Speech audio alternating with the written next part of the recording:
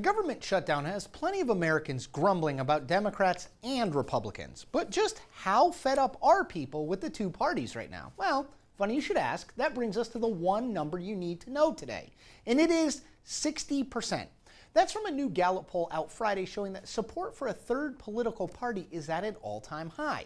60% of Americans say Democrats and Republicans do such a bad job of representing the country, we need a third major party to step up. Now, only 26% think the parties correctly represent Americans. That is an all-time low. Now, Gallup has been asking this question for 10 years, and the idea of a third party isn't exactly new.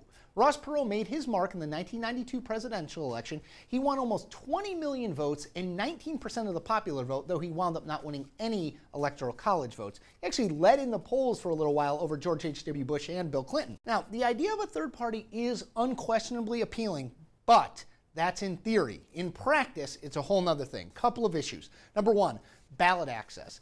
It costs a lot of money and time to get on the ballot in every one of the states. You need signatures. It's different rules in each state. You need a huge organization to figure out the rules, collect the signatures, and make sure you qualify for the ballot. Without that, your name's not even on it.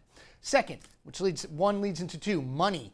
You need to be willing to spend a lot of money, usually your own money, as Ross Perot did in 1992 and 1996, to fund a national organization that can rival or even come close to rivaling what the two parties have built over time. The third issue is that any third party will necessarily have to have a plank and platform of issues. They will have to have a candidate that they nominate, for example, for president.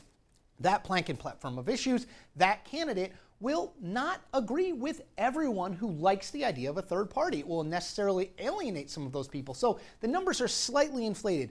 Like the idea of a third party versus would vote for a specific candidate running in a specific third party, a little bit lower. So how many years will it take, if ever, until a major third party catches on? Well, maybe that'll be the next number you need to know.